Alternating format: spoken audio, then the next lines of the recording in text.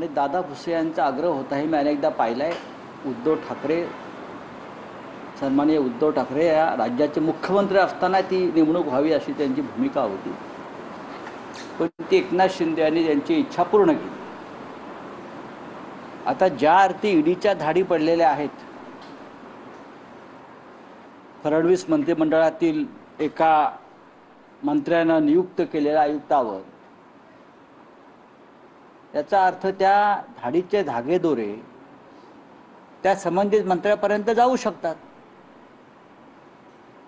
कारण तो अधिकारी नेमण्याचं काम दादा भुसे यांनी केलं असं चर्चा तेव्हाही होती, आजही आहे,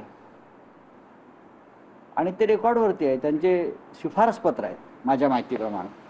पण ठीक आहे, आता पाहू तपास यंत्रणा काय करतायत. की नवीन जो एक कायदा महाराष्ट्रामध्ये आलेला आहे, फडणवीस ॲक्ट, की समज द्या आणि सोडून द्या.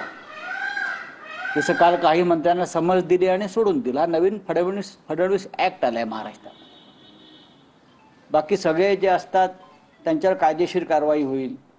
जनसुरक्षा कायद्याखाली त्यांना अटका होतील, भ्रष्टाचार विरोधी कायद्याखाली अटका होतील, इतर होईल.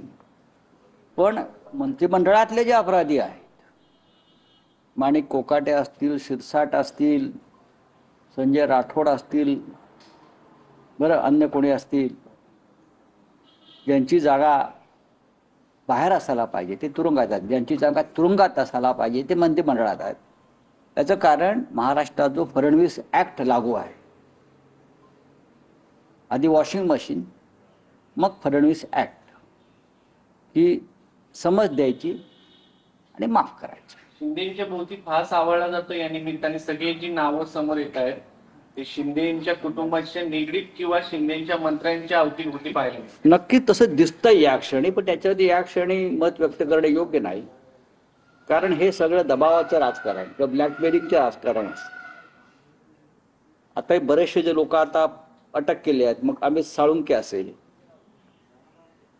झारखंडमध्ये घोटाळ्यातला, किंवा अन्य आहेत. आता हे काल पडलेली धाड आहे वसई विरारच्या आयुक्तांवर, हे सगळं पाहता जे मिंदे गटाची लोक आहेत त्यांना हा कोणीतरी इशारा देत आहे, याद राखा, फार हालचाल करावी तर.